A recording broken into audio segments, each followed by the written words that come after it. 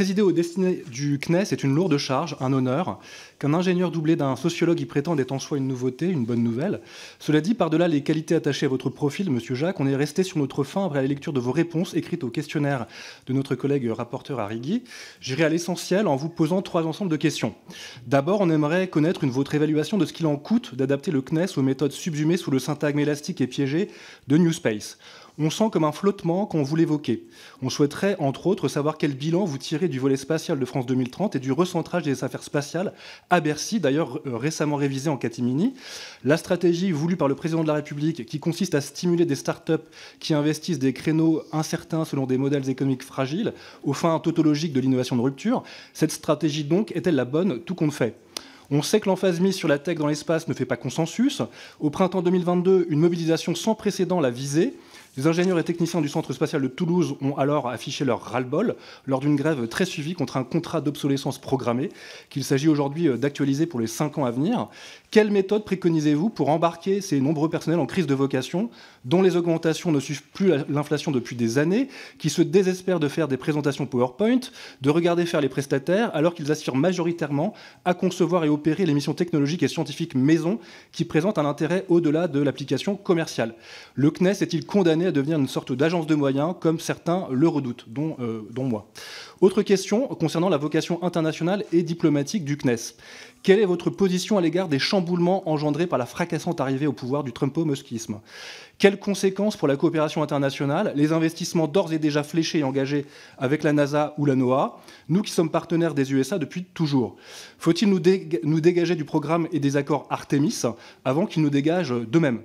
Le cas échéant, n'est-il pas lieu de privilégier d'autres voies de coopération, vous l'avez d'ailleurs esquissé, au fin d'une diplomatie qui serait non alignée, altruiste et même altermondialiste ? Une diplomatie qui consacre l'espace comme patrimoine commun de l'humanité, se contrefiche de l'injonction marchande et, in fine, prône la nécessaire désescalade dans la course mortelle à l'arsenalisation qui menace l'intégrité physique du milieu exo-atmosphérique. Enfin, vous avez été évasif quant aux impératifs de conformation du CNES aux objectifs de décarbonation et de transition écologique.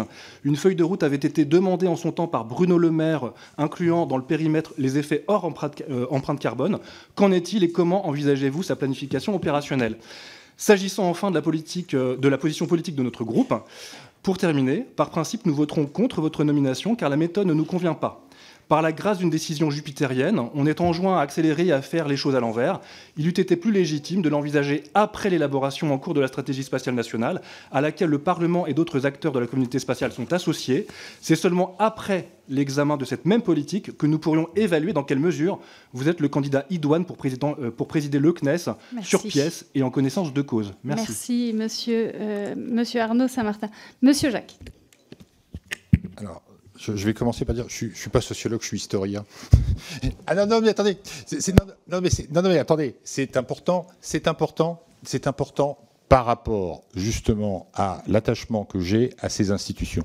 Je l'ai dit, le CNES est fort, non pas d'être une agence qui serait une simple agence de programme ou de moyens, mais il est fort de ses compétences techniques et c'est ça qui le légitime pour avoir une vision, pour avoir une compétence, pour être capable de porter une vision d'architecte et de porter un jugement sur les initiatives techniques. Ça, j'en suis convaincu et j'en suis convaincu par l'histoire de ces institutions. C'est pour ça que je me permets d'y insister. Sur la coopération internationale, il est clair qu'on a engagé dans des coopérations avec les États-Unis tant en programme bilatéral français que via l'ESA, plusieurs centaines de millions d'euros. Et donc, par rapport à ça, moi, je pense qu'il faut éviter le gâchis, c'est-à-dire qu'il faut être extrêmement vigilant pour voir ce que l'on peut sauver de ces missions en fonction de ce qui va se passer de l'autre côté de l'océan. Et après, il faudra peut-être effectivement avoir une politique de redéploiement des partenariats internationaux. Sur la décarbonation, ma compréhension, n'étant pas dans le cadre de la maison, c'est que la feuille de route, elle est due pour la fin de l'année.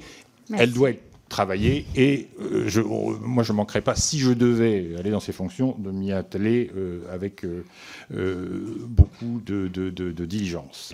Merci, Madame la Présidente. Je vais approfondir un élément de question que j'avais commencé à esquisser sur l'arsenalisation. Vous n'y avez pas complètement répondu. J'aimerais avoir votre sentiment sur l'évolution des menaces en la matière, qu'engendre l'intensification des dépenses et le déploiement proprement militaire, avec une inflation alors budgétaire aux États-Unis en ce moment. Il était question, par exemple, de financer à hauteur de 25 milliards le dôme de fer aux États-Unis. C'est des annonces très récentes ces derniers jours. Donc c'est massif. C'est des intercepteurs, c'est peut-être des armes antisatellites, c'est des navettes automatisées, automatiques, qui peuvent déployer des charges potentiellement très agressives. C'est des manœuvres hostiles de satellites. C'est toute une surenchère dans les capacités qui pose question et qui menace gravement l'occupation durable de l'espace. Donc comment le CNES peut peser dans ces arènes toujours plus conflictuelles, comment peser aussi dans les négociations multilatérales, au COPIOS notamment, pour faire peser précisément l'idée et l'exigence de la pacification des usages de l'espace, comment le CNES, bref, envisage ces questions. Merci Monsieur Martin. Monsieur Jacques. Alors, il est clair que la France a pris toute une série d'engagements dans les traités internationaux, notamment sur tout ce qui est usage pacifique de l'espace, et que ça c'est la ligne de notre politique. Alors, ceci dit, pour être capable de faire ça, je pense que ça suppose deux choses. Ça suppose d'abord de savoir ce qui s'y passe. Donc, tout ça, c'est la partie surveillance de l'espace pour comprendre les phénomènes qui s'y passent. On sait que dans cette logique d'arsenalisation, il y a eu un certain nombre d'essais de destruction de satellites ou de manœuvres d'approche d'autres satellites, et on voit bien qu'il y a tout un développement là-dessus. Je pense que c'est ce que je disais au titre de la dualité, c'est-à-dire il faut qu'on travaille avec le ministère des Armées et le CNES pour savoir comment on est capable à la fois de comprendre ce qui se passe, éventuellement de s'en prémunir pour protéger nos propres installations. Donc je dirais deux choses, poursuivre dans notre logique, j'allais dire, d'usage pacifique, et d'autre part ne pas se retrouver sans moyen de comprendre ou de se défendre le cas échéant sans rentrer dans cette escalade nécessairement.